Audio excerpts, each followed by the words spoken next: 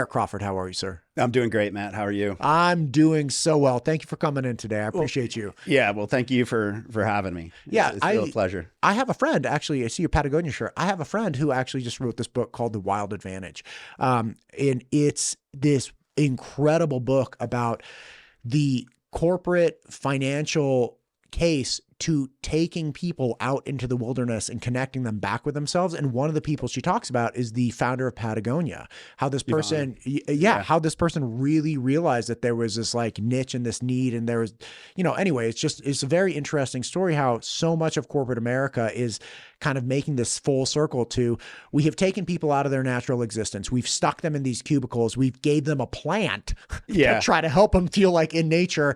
And now this, the author, Jess D'Angelo, actually aggregated all these different scientific studies. And there's like this real fundamental case for engaging in nature as a way to unlock creativity and get past blocks, not as like a woo-woo just to be nice thing, but as like, no, your ROI in this employee will increase if you help them engage in the outdoors more. Yeah. And I think that and I don't remember the author, but there was a whole book, and it's been probably a decade or so ago, about the nature deficit syndrome, particularly with children, and how they have been removed from that interaction, with nature in various forms. But then when you reestablish that relationship, like the same thing in corporate America, their attitude and just their overall performance excels.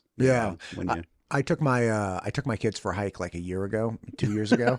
And this one time. And we're not, because I'm not a big hiker. I'm not about like just walking.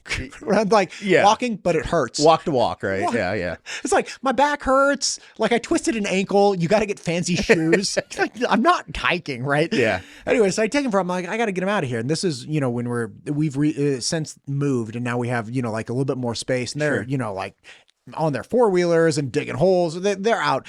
Anyway, but the place I was living had like a tiny backyard.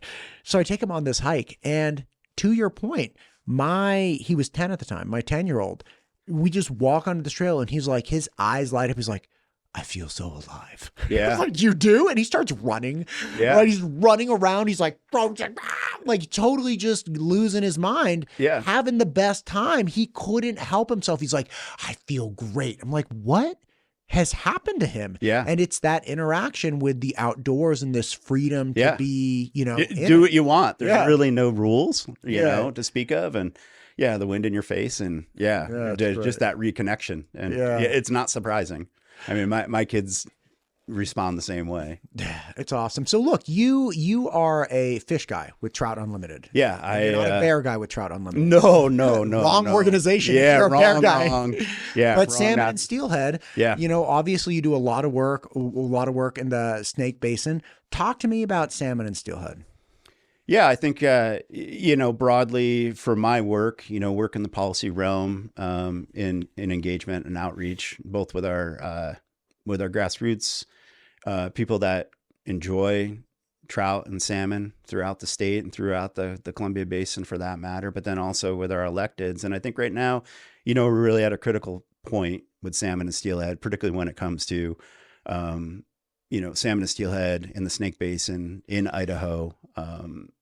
Despite, some things that you'll hear, particularly when we have seasons, like last Thursday, I was out steelhead fishing on the Clearwater, and you would not think, without an untrained eye, you would not think that, salmon and steelhead are in trouble, but truth be known, they actually are, and that really comes back to the basis of, where salmon and steelhead really originated. And that's in that wild form, that native form, long before settlement, white man settlement. And so, since that time, we've seen salmon and steelhead populations just continue to drop from, in the 90s with the listings of sockeye and spring summer chinook and fall chinook. And then finally with steelhead in 97. And we've really never seen those populations recover, and we're still there. And so I think that leads to people like, well, what in God's name are you talking about? Like, there's people out there fishing right now. And I think that we lose focus on what that really means, and what we're fishing on are hatchery produced fish. You know, it's no different than you and I, after we record this, Matt, going down to Park Center and going and fishing in the ponds for a bunch of rainbow trout. No. You know, those aren't naturally sustaining populations of rainbow trout. Do they provide some benefit and an opportunity for people to engage with the species? Yeah, absolutely. And a very important one, particularly those that live in Boise. And that same thing stands for those hatchery produced fish throughout the Columbia Basin. And I think it's, you know, it's important, I think, for people to recognize, particularly new people to Idaho, but then those of us that have lived here forever, that, you know, these fish aren't doing very good, from the wild and naturally produced fish to what we see today in this mitigated system of hatchery produced fish that, you know, they may be produced in Idaho. And you hear that a lot. You know, anglers are constantly talking about, well, those are Idaho fish. Like, why do they get the fish on them, you know, lower in the Columbia system?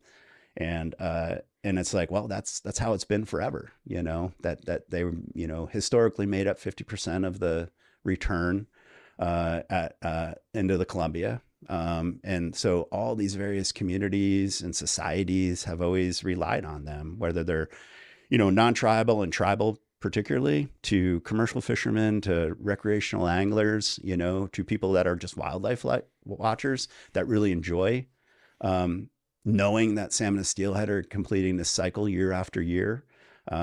Yeah. So, and it's just, as we were talking earlier, it's complex, right? The management of them is complex, but I guess I would argue that it's one of the most heavily studied and managed fisheries in the world, you know, as a result of multiple jurisdictions, you know, from state jurisdictions to tribal jurisdictions as co-managers, and then also internationally. You know, a lot of these fish interact with Canadian fisheries, particularly the Chinook species that, you know, hang out in mature in Southeast Alaska before returning back. So it's a very complex system. Gosh, man, thanks for all that. I actually recently went all the way past Yellow Pine up to the Stibnite mine. Oh, recently. yeah. South Fork salmon, yeah. And to see, they're like, no. This is the end of the line, you know, and there's a big pool there, and there are problems because that mine was essentially, for the most part, kind of like abandoned and neglected after World War II. Yep. And so the river, there is water coming down. So technically the river hasn't stopped, but the dead end for the fish, they're like, no, the fish can't. Like, this is it. They come into this pool, and some of them like try to, you know, spawn, make their little nest over there, but like they can't make it up this rock area. There's like no way to make it.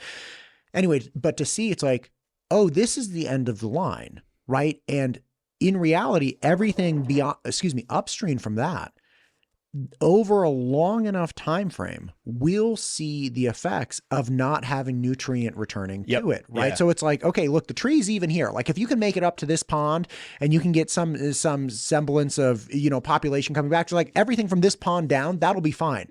But eventually, a mile from here, those trees are not going to get nutrients. Like the animals will not be able to eat unless you have animals coming all the way down and then going all the way back up, and, you know. Yeah.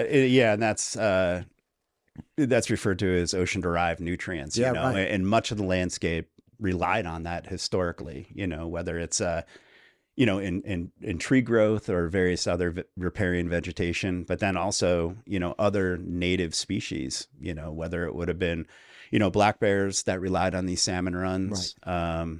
To even resident fisheries, bull trout and cutthroat trout that, you know, through that trickle effect of you know, those nutrients going back into the stream, the insects, you know, developing on those nutrients, you know, that whole food chain cycle. Yeah. And so you begin to, you know, shortstop many of those cycles, you know, and it takes a long time before we really start to begin to see what that looks like. But I think, you know, now we're really starting to see that. You can see that, you know, up in the Stanley Basin, which is, you know, very nutrient deficit, you know, oligotrophic is what they refer to it in those lake systems, you know, and as sockeye have all but, you know, ceased to exist, you see it reverting back to, reverse eutrophication, which is, becoming nutrient deficit instead of maturing and being more nutrient rich.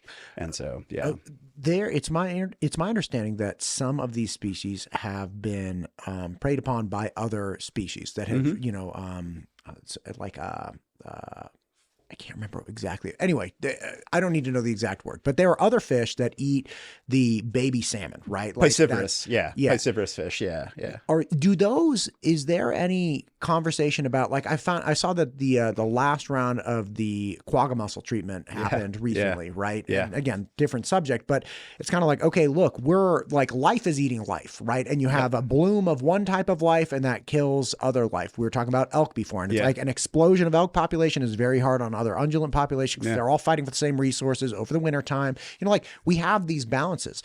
What is there anything that is being done for, localized fish that eat the salmon fry?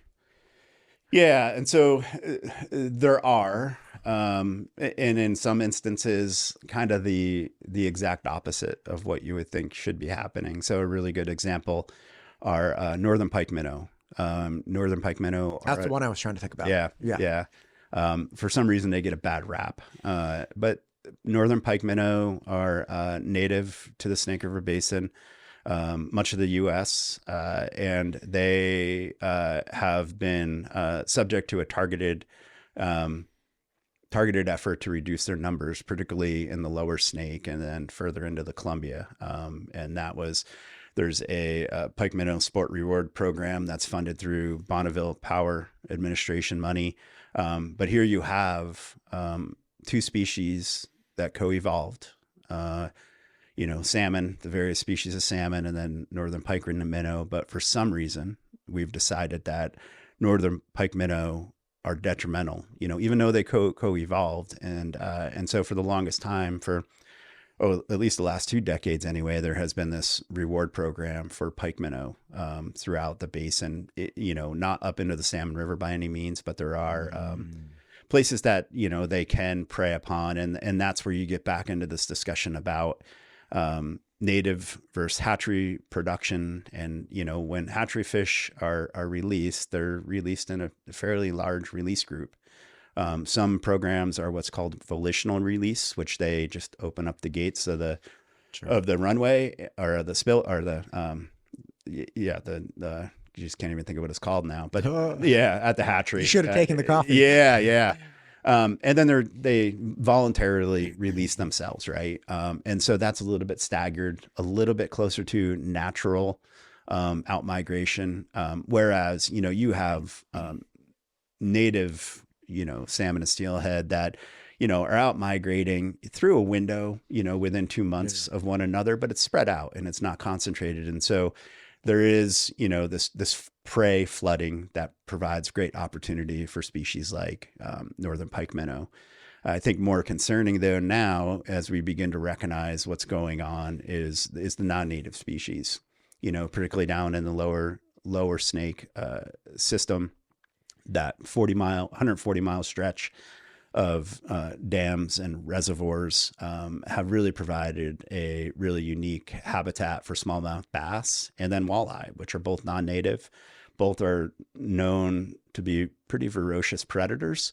And now we are beginning to see those populations really increase to a point of pretty significant concern as we see particularly walleye now. Smallmouth have always persisted throughout the snake system and the salmon system for that matter for decades. But now we're beginning to see walleye, which are, native to the Midwest, begin to show up in places like Riggins, and that is because of one, a change in the ecosystem. They have been to be able to reach a population level that they can expand from throughout the reservoirs.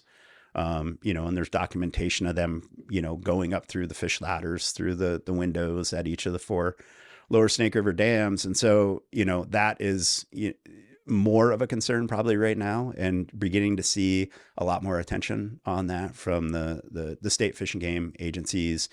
And then Also at the same kind of level, I think the Nez Perce tribe is also raising the alarms about the distribution of walleye and where they're showing up and how they may impact these native species, salmon and steelhead, and other species, that they potentially are going to prey upon, whether it's the various sculpin species or the minnow species that are distributed throughout the basin that are native and part of that ecosystem that we spoke about. And so, yeah, there's a lot going on, right? So again, to be clear, pike minnows are not invasive. No, they're a native okay. species. So they've gotten a bad, and they're like, listen, man, we've been eating on these guys for like thousands of years. Yeah. And I'm sorry they're not doing well, but that's not my fault. And they're like, no, you ate one of them and we only have 100. So like, you got to go. And it's like, fine. So essentially bottom line is they've been targeted, even though it's not like they got introduced 100 years ago and they're like, oh my gosh, this population has exploded. Like you have the boa constrictors in Florida or in the Everglades. It's like 90% of the ground dwelling mammals in the Everglades have been killed because boa constrictors came in. Yeah. Or is it python? I think python, yeah. I think there are boas too. There could be, that's like, it's Florida, man. It's wild. Those people are different. It's the Wild West on the East Coast. Dude, I saw this. This is terrible. I don't watch a lot of TV, but I was like, you ever get to the end of the day and you're like, I just need some trash. Like I need to eat some ice cream and watch the most deplorable. I never got into Tiger King. That's a claim to fame. I do know that Carol Baskin did it though. That's what I'm supposed to say. Right. Anyway, but I saw this episode of like Swamp People and I'm like, this is so lit. Like, they're just out there like cutting the heads off things. I'm like, this is so wild. Anyway, one of the guys from the Swamp People, the guy who wears giant overalls, he has like some cooking thing that keeps popping. Instagram really wants me to watch it. Sure. And it keeps popping up and it's the guy's like, this is how you make a cake. And he's like, in his overalls, guts hanging out. And he's like, take $1 bag cake. I remember when it was $1. And he's like, pours it in. It's like, I was like, you are something else, sir. But like, they have problems too. And the whole reason they're hunting the snakes is because these are invasive. They killed everything. Yeah. That's not what's going on with the pikemen. I was like, no, man. They were always here. So it's literally like looking at another animal in the Everglades that coexisted with some animal that you like. They're like, you're the problem now. I was like, me? No, like, he's my cousin. Like we've always, Yeah. And they just selected them because they prey on them, not because there's any like smoking gun. Well, yeah. And much of this comes back to the development of the hydro system and trying to mitigate those impacts. Which is why Bonneville Power Company sponsors the... Bonneville Power is congressionally mandated to mitigate for the impacts of the hydro system, the overall federal hydro system. That was established through the passage of the Northwest Power Act of 1980. As a result, there was this entity called the Northwest Power and Conservation Council that was formed not only to conserve and regulate power distribution throughout the system, but then also to oversee the mitigation efforts for fish and wildlife throughout the system that where the federal hydro system has impact those populations. And their charge is to protect, mitigate, and enhance, I think is what their charge is for fish and wildlife. And the council is actually going through a process right now of a 5-year review of their fish and wildlife plan to update that, going through an amendment process. And so, even this week they are meeting up in Donnelly as one of their state visits, if you will. There's 2 representatives from each of the 4 Pacific Northwest, if you consider Montana the Northwest. But there's 2 representatives appointed by the governor's office in each of these states that represent the interests of the state, and the stakeholders. And so, BPA has forever mitigated or been, forced by Congress to mitigate. And I think that's the thing that people really need to recognize is that there is a longstanding acknowledgement that the development of the Columbia and Snake River for hydropower has had adverse effects on salmon and steelhead populations and other fish and wildlife. Congress recognizes that, and that's why we have these mitigation programs. To say that the hydro system does not have an impact is just naive, to think. And so back to this pike minnow thing, as we began to see these populations decline, and I don't think, many times, I've heard some of your other guests point to, these populations were already very low. That's what I was going to ask you about. Because when Bonneville was built in 1938. Right. And so, but here's the thing you need to recognize, Matt, and I think this is important for everybody to recognize, is that they were low because there was an incredible cannery, a commercial fishery for salmon and steelhead down there on the lower Columbia that these populations supported. And so to pick some kind of low point as a result of industrialization of these fisheries is really unfair, I think, to the fisheries and to the region, to the people that live here in the region.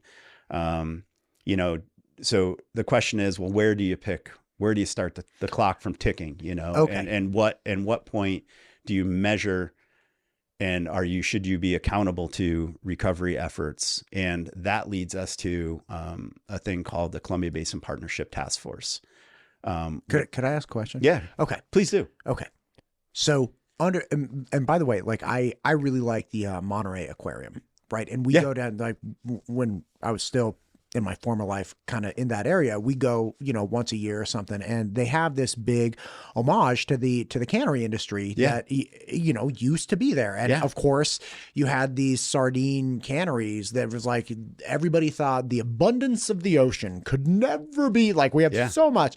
Yeah, man, they're all gone. Like they're gone. Now, it's not like the fish are gone conclusively, but that they no longer come back to that area to breed. And they were like, all right, man, don't go back there. Cause like Uncle Johnny went back there and he never came back. Like everybody, you hear that a million times. You're like, we're not going back there. Remember Johnny, right? So it's like the fish went elsewhere.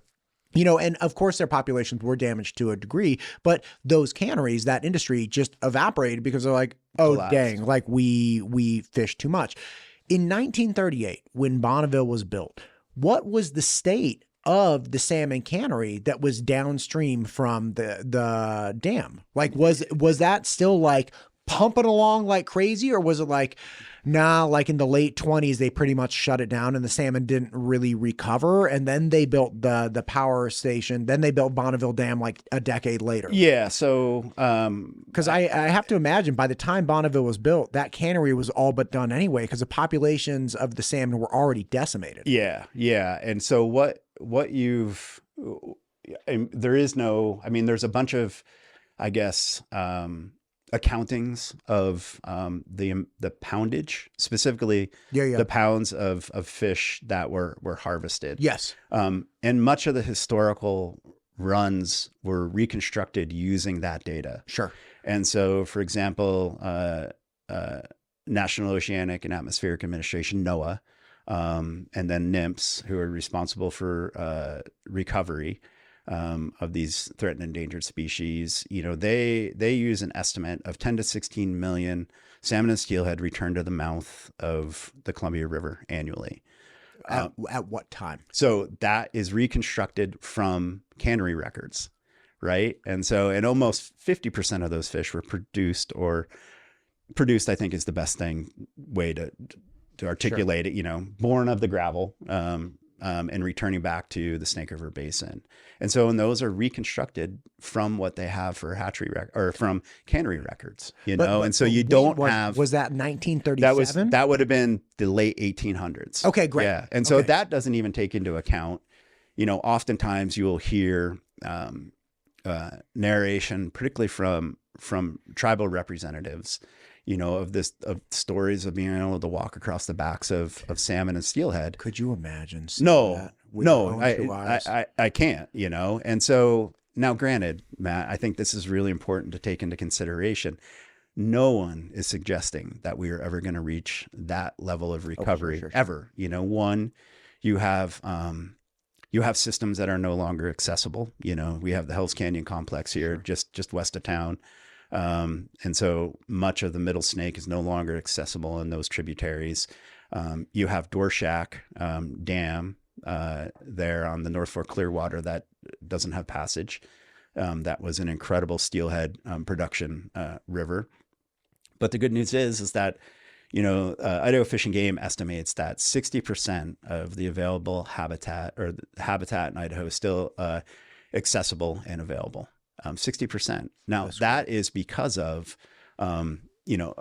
a topic for an entirely different podcast, but that is really because of public lands protections throughout the state of Idaho, and for that matter, Northeast Oregon and a small portion of Southeast Washington, in the form of places like the Frank Church, and the Selway Bitterroot, huge wilderness landscapes that have, protected these rivers in their natural state or near natural state for these fish to come back to. It's just that the fish aren't making it back. I think right now the estimate for spring, summer, kind of the running average is about 7,000 spring, summer Chinook make it back to the Snake River Basin annually. That's of wild origin. I mentioned the Columbia Basin Collaborative or the Columbia Basin Partnership Task Force, and they came out with a phase 2, a final report. And it's important to recognize that the region has come together many times over the last, decade in agreement of what really our goals should be. There hasn't been much of an agreement how we're going to get there. And that's where the Columbia Basin Collaborative, that's still working, is on a little bit of a hiatus right at this moment in time. But that's where the region has come to an agreement of what our return should look like. And so for spring, summer Chinook in the Snake River Basin, it's 138,000 fish. And what does that mean? What is that based on? When you say what it should look like, what does that mean? So that's based on historical record and available habitat. That's the capacity, the high end goal that would get us to a point of healthy and harvestable. So it's one thing to remove fish from the endangered species list. Sure. All that does is take the jeopardy away that they're going to go and stay extinct within the next 50 or 100 years or whatever. Okay. So it's a very low bar to remove something from the endangered species list, particularly fish. But note that we haven't been able to do that, since they're listed in the 90s, and we're not even getting close to doing that. The only species that we are getting a little bit closer to are fall Chinook, and that's a function of life history, but then there's some genetic complications there with delisting. And so those numbers were agreed upon by representatives, 31 individuals that represented a broad swath of the region. We're talking about state government. We're talking about NGOs like Trout Unlimited. We're talking about the transportation industry that rely on the hydro system, the port representatives, the utility representatives. I mean, an incredible group of people got together in a room and came up with these goals. How do we get to those goals? Some of us, like Trout Unlimited, believe that breaching the 4 lower Snake dams is the way to recover those fish, the one and only way to return to a natural river function. And then others, of course, disagree, and I think that's where things get conflated of, well, geez, we have all these hatchery fish. We have all these fish returning, you get to have a fishery. Like, what more do you want? Well, like, really, is that what we want to do, is continually saddle the utility users of BPA with that obligation to pay for those mitigation efforts to have these fisheries? Or should we get away from that, mitigation program by recovering these fish and reinvest that money that, that the utility users put into the system in a better way, Okay.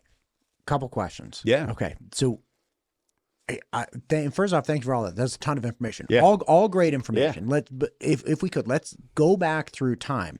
So in the late 1800s, they're harvesting like 10 million pounds of salmon. They're just obliterating it.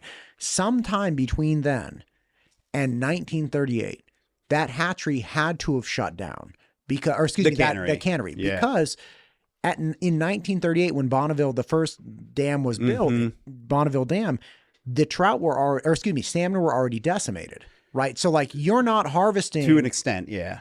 To an extent. Yeah. Right. And I think Mitch Cutter and I believe Norm Semengo both said the numbers were like in the single thousands, like 7,000 or 8,000 by that time, by 1938, which means if you're harvesting 10 million pounds of salmon at like 1900, and then you only have 7,000 or 8,000 fish total by 1938. Yeah. Somewhere in there, the cannery's like, all right, we don't have, like, we can't just economically, we can't sustain this. So like, when did that shut down? When did that industrial kind of operation shut down? And were the trout like rebounding, or excuse me, salmon. I keep saying trout. My apologies. Were the salmon significantly like rebounding, like exponentially growing up to the point where the dam was first built? Yeah. So you would have seen a increase in populations when you take that away, that impact of the commercial fisheries and cannery programs on the Lower Columbia. Once you remove that, you're going to see, because at that point in time, for all intent and purposes, the hatchery was in pristine condition, or the habitat was in pristine condition throughout the entire basin, whether that was, the Upper Columbia, whether that was the Snake River. And so it would only take a small amount of time and a few fish to recover those populations. And you did begin to see that. I mean, we saw that with, I think the running average for spring, summer Chinook returning to the Snake River Basin pre Lower Snake hydrosystem development was right around 29 to 30 some thousand spring, summer wild Chinook. It wasn't until, after Lower Granite was completed in 1975 that you started to see the production of hatchery fish as a mitigation effort. And so what was the number for spring salmon Chinook in 1975? So it had dropped. Yes, it had dropped significantly. And that's what triggered, into the, more of what we see today, in those averages of, several thousand to low tens of thousand. And you saw this pretty precipitous decline as the hydrosystem began to be developed. And I think that Matt, really is a testament to the resiliency of these fish. Like, man, if you can just get out of their way, they're going to do their thing. It doesn't take a lot of them without the impacts that are put on them now to really recover, And so, yeah. And you saw that, there might have been only, tens of thousands at the mouth of the Columbia, or at Bonneville when it was completed in 38, but it would only take a small portion of time to see those populations recover, and I mean, that really is a testament, again, to the resilience of these species and what they can survive. I mean, it is pretty impressive that even today that we see such low numbers, but that we still see wild and native salmon returning to the basin, even despite everything that they've been put through. The heavy industrial logging that happened through the late 60s and early 70s, mining through the early 1900s in much of these front country basins, but they persist. And that's, I like to think that it's a testament to Idaho. It's a testament to those of us that live in Idaho that, we persist even in adverse situations, and to embrace salmon and steelhead as like that model of persistence for a state. I mean, I think that should really be our priority and our rally cry, that, hey, like this is a signature of Idaho, this persistence of this species. I think one of the things that I've heard expressed by people is like, look, there was this problem, right? And again, it's to be clear, we don't have, you're saying from like 1930 to 1940, we don't have annual numbers of return to be like, it was 5,000, then it was 6,000, then it was 8,000, then it was 9,000. And then the dam and it all dropped. Like we don't have those annual numbers. No, because it was, think about the development of modern day fisheries biology and management. Most of it was a result of, estimating by harvest. There's historical context from some of the Columbia Basin tribes, through their storytelling and estimates that, particularly like the Nez Perce had, have from how they used the cycle of the year and the return of the fish and how they moved and what those not in the typical modern day fashion of record keeping, but for those societies, And so those are the points of reference. Gotcha. Right. Gotcha. Yeah. So and it's not like we had AI. No, we didn't have like AI. 1930 We didn't with like have the eyeball watching everyone, like a Sauron out of Lord of the Rings. It's like fish eye. Yeah. But I think the important thing is to realize is that, and to recognize is that like all we got to do is get out of their way. Now we do have the expertise of fisheries biologists and fisheries scientists to intensively study these fish. And that's one thing, kind of blessing in disguise that the hydro system provides in the lower snake is that, the states of Washington, Oregon, and Idaho can really study the heck out of these along with a couple of the Columbia River tribes and really study where the impacts are occurring, how mortality is impacted and what the factors of mortality are. And really where we can have move the levers that are available to us to increase these populations. I think one of the most amazing things, here in the state of Idaho, and particularly Idaho Fish and Game has developed is what's called genetic stock indexing.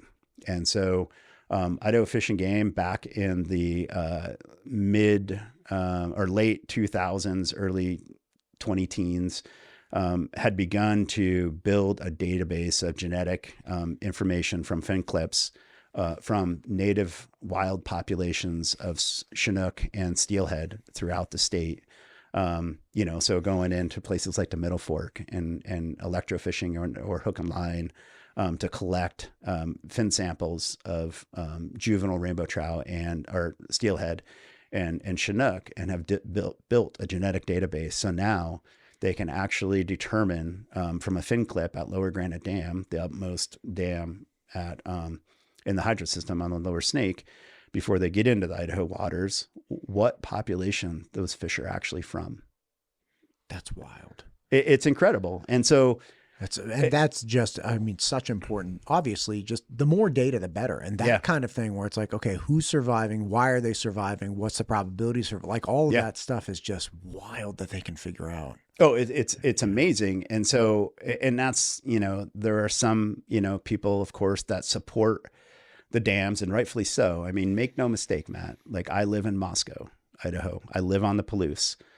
My neighbors are wheat farmers. I know the impacts and understand the potential impacts of breach and what that could be due to our communities.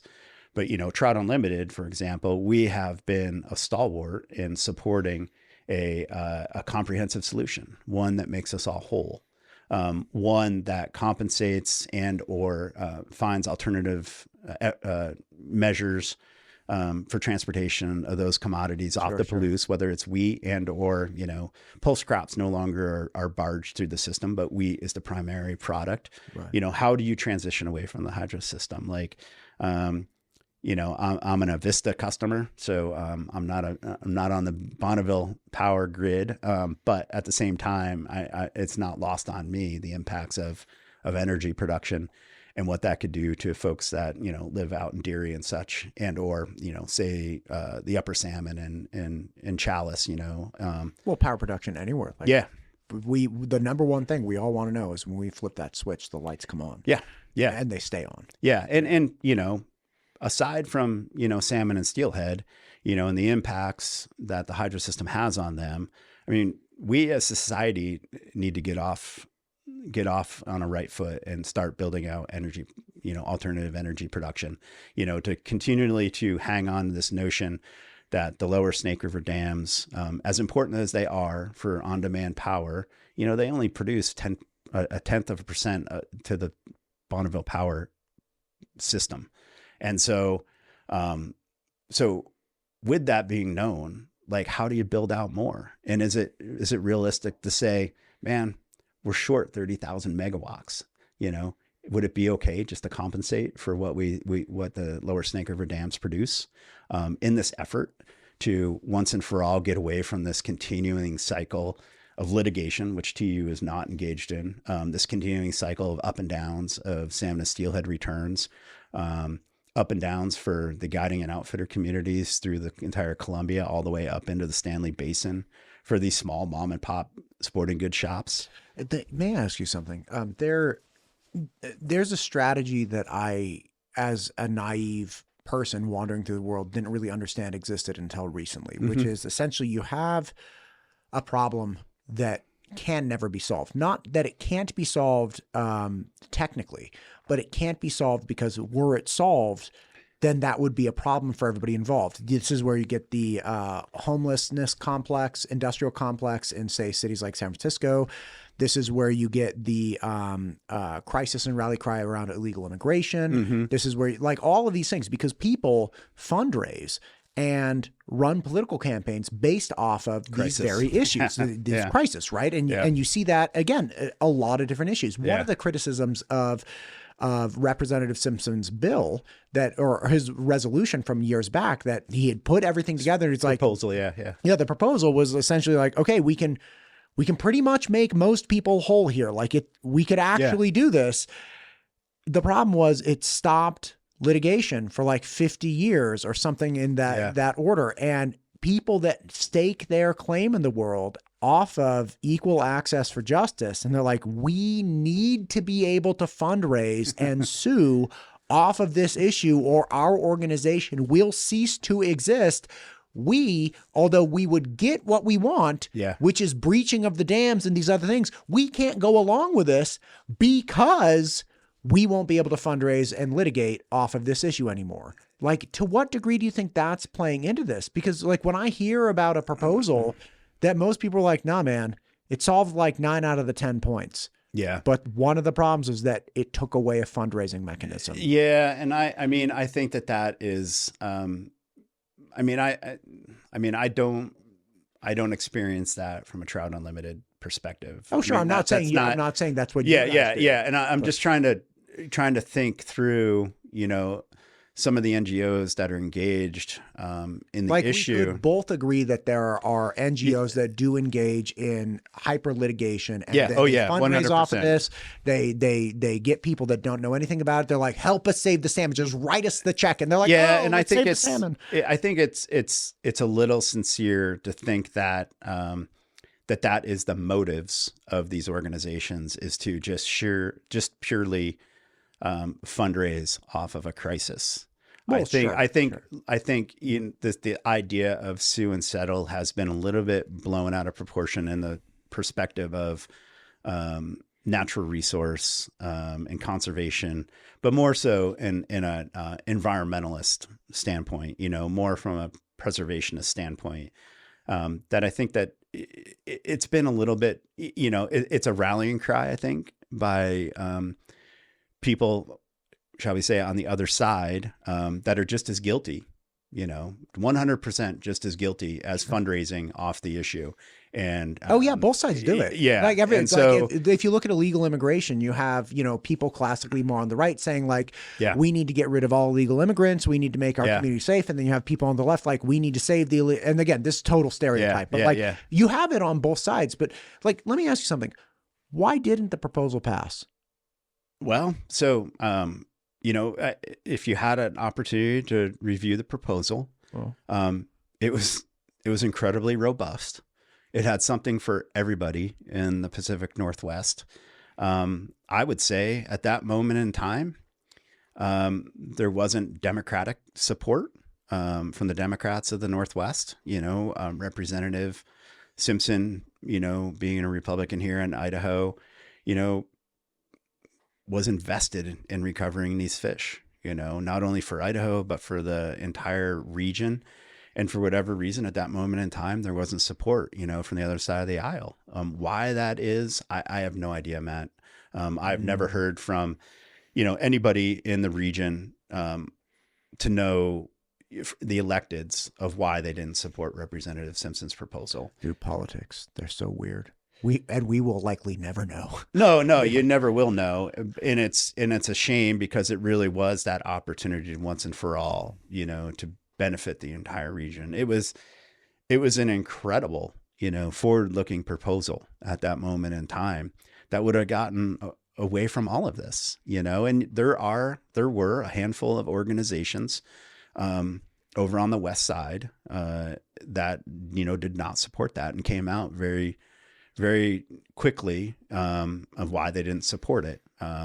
whether or not it's this idea sue and settle. Sue and settle is just an opportunity for people to pit one another against each other. What really needs to happen, Matt, is we need to come together as a region. As much as I love talking about salmon and steelhead returns to the Snake River Basin to people that agree with me, far more of my time is spent talking to people that disagree with the position of breach and what needs to be done. And that's really where we really need to coalesce around, and people just need to show their hand. Like, what do you need? Like, we need to recover these fish once and for all. We cannot continue the situation that we're in. Many times, I'll reference, a wheat farmer figuratively, is worried about his bottom line, right? Sure. But figuratively, he has a neighbor, in the upper portion of the basin, say a small sporting goods shop owner that has relied on salmon and steelhead runs to support his family, that provided for his business to thrive. And then so now is in a situation, that may not be feasible anymore. And so while you look at, well, what could we do for the wheat farmer to make sure that he's whole? At the same time, let's think about our other neighbor. Like, what can we do for that sporting goods owner or for that outfitter, that has historically relied on these runs and is very questionable from year to year? They're both wearing the same set of shoes. There's so much in common among us in the basin, and so many things that we agree on. Many times, if there was, I think as Representative Simpson said, if there was a silver bullet to recover these fish, it would have already been fired. Right now, everything points at the hydro system, whether it's the dams themselves or the reservoirs that they create is where the leading mortality factor is. And if we can remove that mortality factor, we will potentially be on a road to recovery. Okay. So if we just focus on the hydro. Yeah.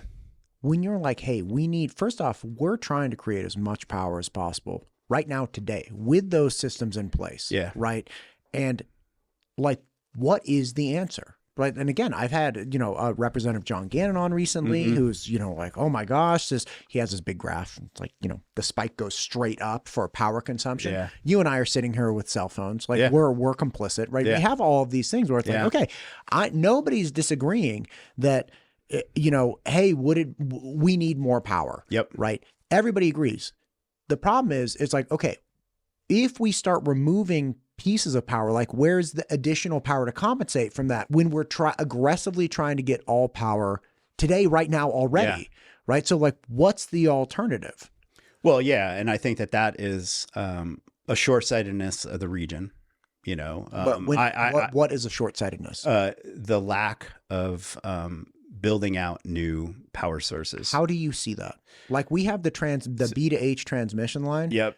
That's been in the works for 20 years. Yeah. The interconnected, of all the various power entities throughout the West serving, one another. But there really hasn't been that much power.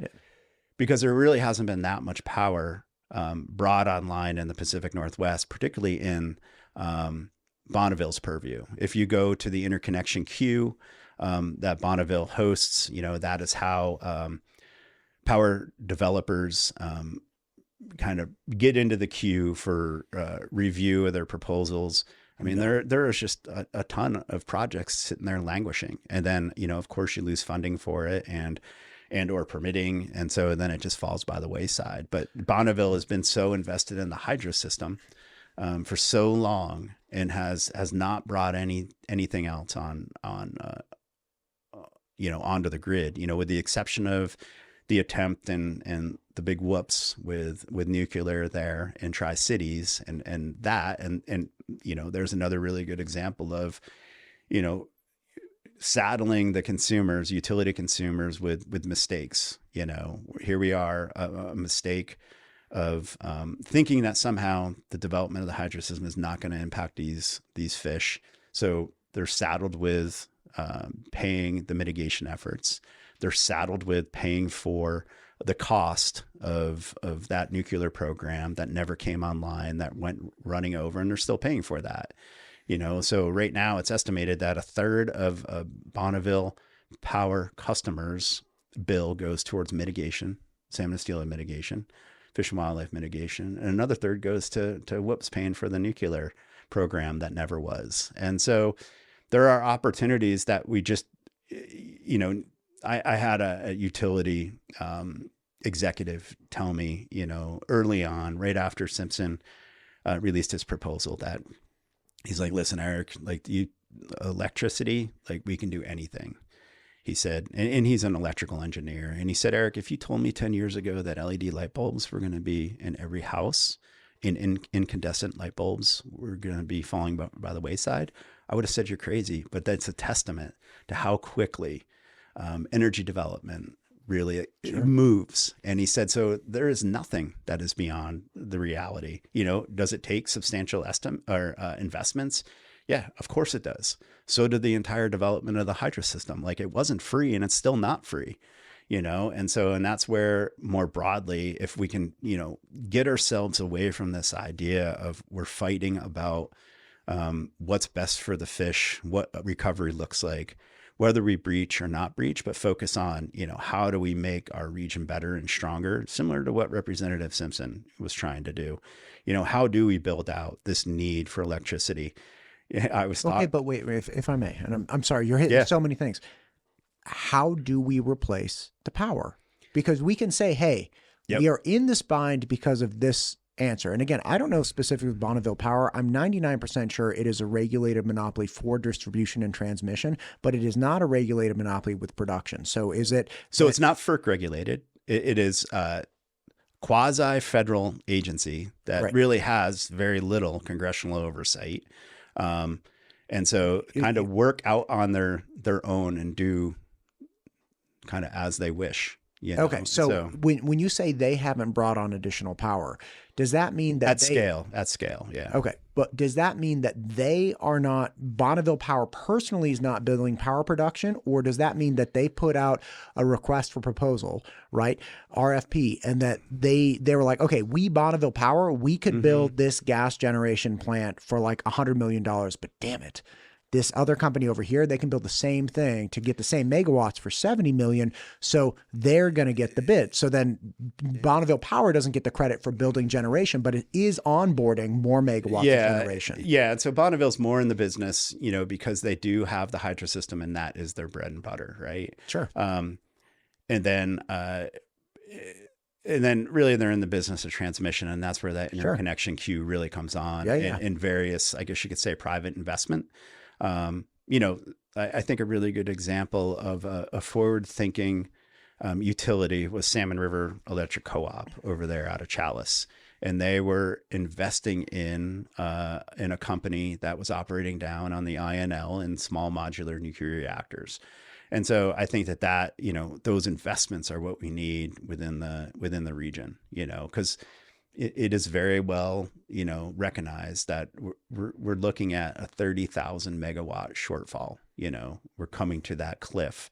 There you go. Yeah. And so, and never mind with the idea of, AI and data centers coming on, and, and this, like, I was talking to somebody the other day, and, he was saying how, we need to have all these data centers, to run AI. And I was like, do we really need them, or is that a want? Like, what are we doing to humanity, Well, I mean, that's a broader question. Coming back to it, you're saying, okay, so first off, what's the power company? You're saying there's a power company right now that is... Well, they used to, and then they got away from it. Yeah. Wait. Salmon River Electric Co-op. Okay, and you're saying they had small modular reactors. They were investing in a program, yes. But they don't have that. No. Okay, so there is... Again, let's come back to the question. Yeah. How do we replace this power? Yeah, I think that, anything is on the table, right? And I think, potentially small modular nuclears are probably a feasible option. I think you get into this, residual, fear of nuclear energy, and what we saw through the 3 Mile Island disaster. Bro, I literally published the episode this morning in the American Nuclear series with my nuclear guy, going over the 3 Mile Island disaster. Are you familiar with what happened? In it's a very basic level. It's so fantastic that this is the gold standard for American fear on nuclear, when quite literally 0 people harmed, 0 explosions, 0 people died. All that happened is this really hot core, through no fault of the operators, right? Because the system was actually the problem at the time. There was a leaking valve that, I won't go into detail, but the point is, the core, if this is the core, part of the core gets damaged and that's it. Yeah. And they're like, dang it. We had so much money invested essentially in this gigantic battery. Yeah. And now the battery's damaged. We can't use it to generate power. That's it. Yeah. Nothing blew up. Yeah. You don't see like 3-headed, I don't know, fish swimming around. There's none of that. And it's like, oh my gosh, man, juxtapose that to the Pinto. Pinto actually blew up and killed people. The Pinto blew up and killed people. And what happened? Nothing. We kept making cars.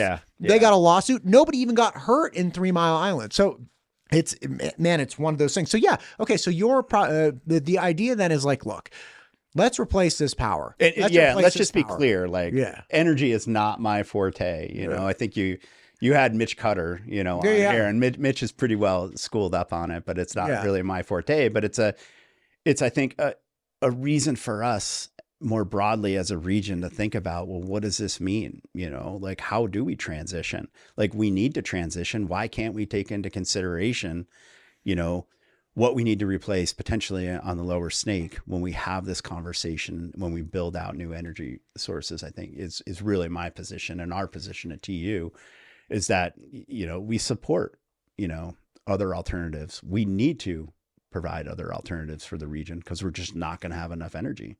Right. And again, I'm on Team Human. I want, when your light switch goes, I want your lights to come on. Yeah. I want us to have food security. I want us to have all of the things that we need. I want us to have water, like water stored, like all of these things. And all of the problems, all of the grievances, let's put them all on the table and one by one start addressing them. So if you're like, hey man, look, my play, let's get the salmon back by breaching the dams. And to do that, we need 15 small modular reactors. Who's coming with me? Who's coming with me? Like Jerry Maguire style, right? And it's like, okay, that totally makes sense. But the problem is like, okay, this is my grievance and this grievance is going to get resolved or addressed without resolving the grievance it produces. It's like, well, now we're just going in circles, man. Yeah. Right? Yeah. And that's, I think, what the original Northwest Transition proposal was trying to do, is to not be this cyclic situation of continued grievances, and we were close. We didn't get it across the finish line. Hopefully, there's opportunity. The parties to the litigation are going back to the courtroom. Who knows what that'll mean? As I said, I as much as I enjoy talking to people that agree with me, I spend an inordinate amount of my time talking to people that disagree with our position. There's one thing that we do agree on is that we need to do something to restore salmon and steelhead. If I may, I think if you ask people, do you want to restore salmon and steelhead? I bet you 99% of people would be like, hell yeah. But I think if you asked a different question, do you want to restore salmon and steelhead if it cost you $10 more on your electrical bill? And you would go from 99% to like 5%. Yeah. Because people want stuff until it costs them something, which is, I've never had Bonneville Power on. I shout out Bonneville Power. I'd love to have you on. But I'm willing to bet that they're like, look, our hydro system, as it was built, produced power so cheaply that for us to replace it would have jacked up the price to these power. And again, I'm not for or against, like I'm not a Bonneville Power customer. I don't know squat about hydro systems. All I know is that once those dams are made, the power produced is very affordable. And that creates a huge problem if they're going to their customers to justify increasing the bill and this added expense. And so the customers would probably be like, screw you. Are you insane? Right? It's like $10. I don't care. Yeah. And part of that though, Matt, like I said, a third of a BPA's customer base is that rate is going to salmon and steelhead mitigation. So at times this is really about reimagining how we spend money, Sure. And so would it potentially be cheaper in the long run to reinvest in alternative power supplies alternative transportation mechanisms. Sure. And away from, the operation of the hydro system as a marine highway is significant and a cost. And we as taxpayers pay that, and so again, can you reimagine how you spend that money, to recover a species, that again comes back to like an incredible icon of Idaho and the persistence of Idaho and the residents of Idaho, all just trying to, reimagine how we do spend money, is what it comes down to. The complexity of the transportation system too. So I had Brittany Hurst from the Wheat Growers Association on. Yeah. Excuse me, Wheat Count. Is it association or council? Well, so there's council. Yeah, I think there's actually a council and a commission. Well, there is. I had Brittany Hurst on from something in wheat. There is the Idaho Wheat Commission, and I don't know if Brittany's a commissioner, or she's on the or council. if she's on Idaho Grain Growers Associate. There's just The point is, I had Brittany on. Really enjoyed it. She's actually coming on again soon to talk about the Taiwan wheat agreement that they just approved. It's like $1 billion worth of wheat or something going to Taiwan. Yeah. Anyway, the point is, and they're paying it. It's not like they're giving it away, but the point is, have her on and discussing the complexities of transportation. Because my question was always like, bro, why don't you just like throw this stuff on a train? Or like, why don't you just throw it on a truck? Like, let's move the grain some other way, right? She's like, yeah.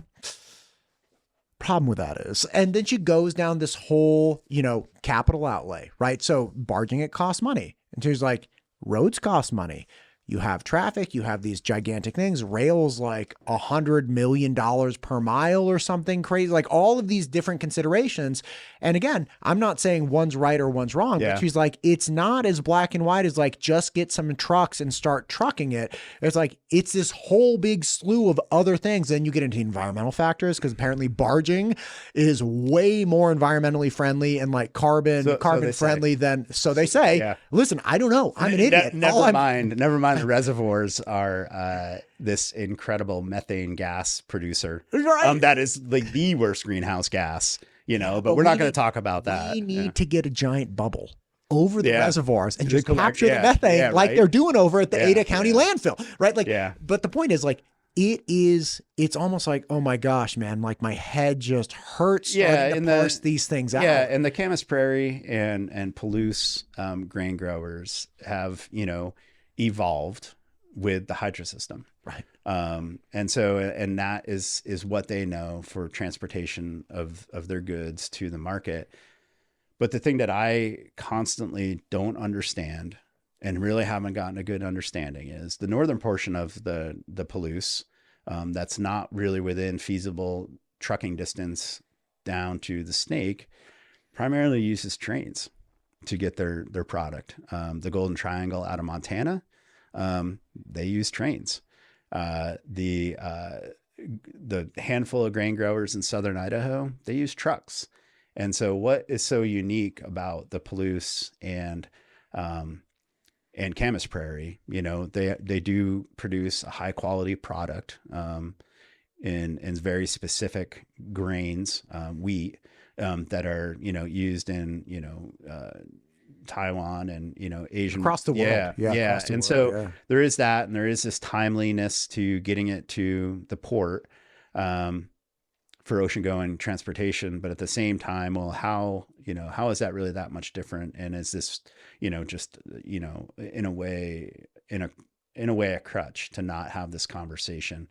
And that's, I think the important thing. I think it's coming to the table and like, well, what do you need? Like, is this really about getting grain to the market in a timely and affordable fashion?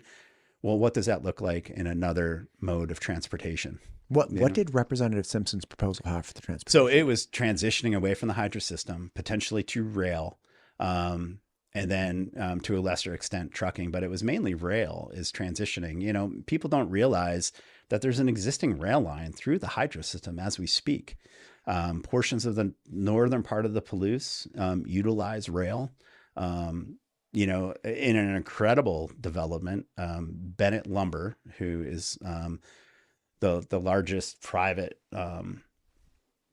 family-owned timber company there in that North Idaho kind of area, just invested in rail from their Harvard Princeton facility to connect to the main line. And they have their own rail cars, their own engine that transports, finished lumber on rail now. Did you say Harvard Princeton system?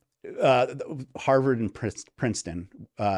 So those are two communities up outside of, I was like, the Palouse. Is Bennett a shareholder? In No.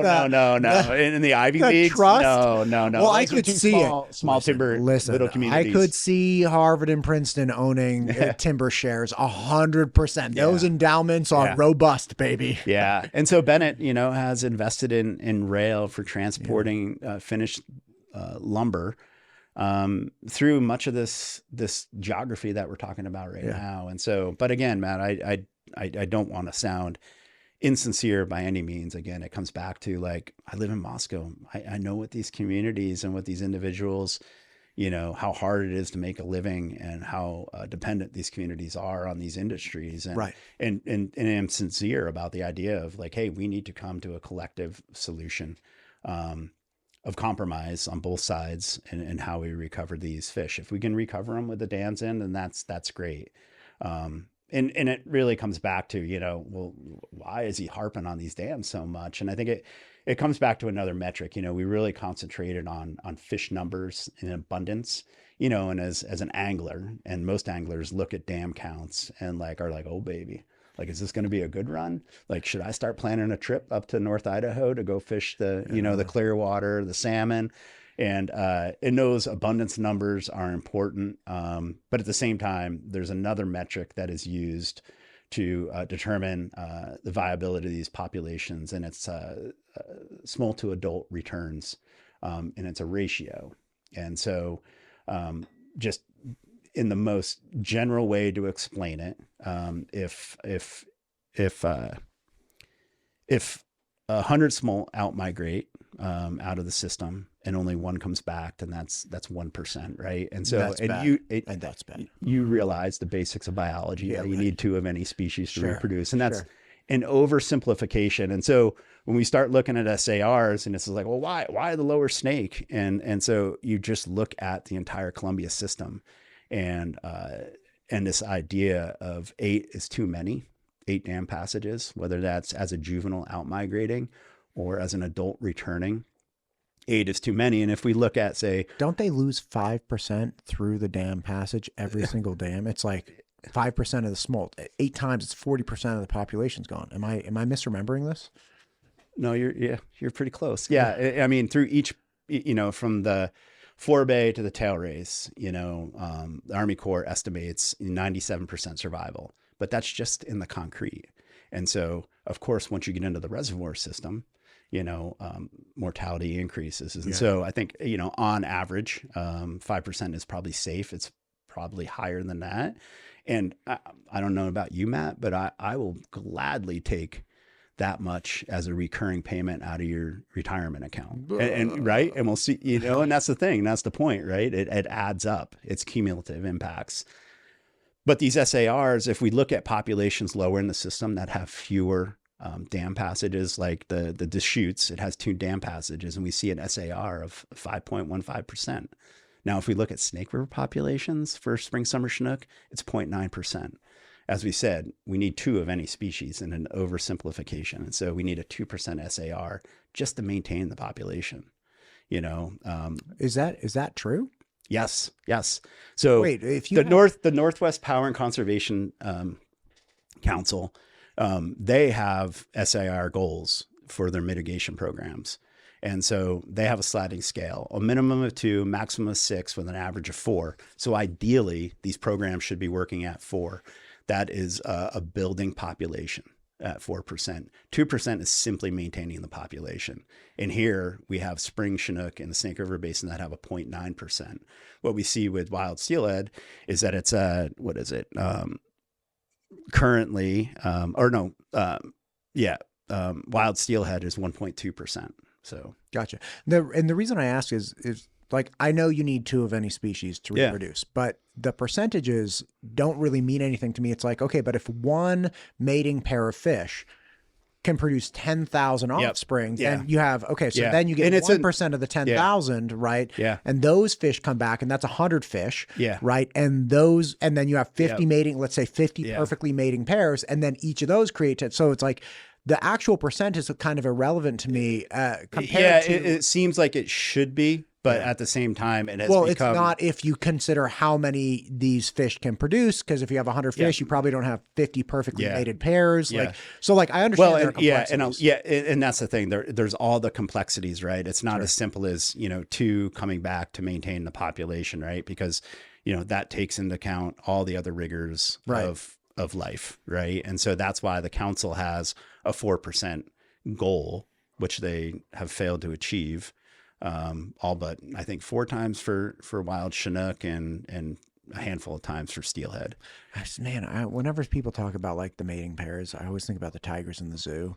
They're like, we got a guy and a girl. It's great. They're gonna make babies. And I always imagine one of the tigers being like, for real with that thing? Yeah, right. I can't. Like, oh my God, his breath stinks. Yeah. It's got terrible jokes. And she's like trapped in here. They're like, go for it, Suzanne. Like, so unfortunate. Anyway, Eric, listen, I hate to do this. We're kind of coming up on our time here.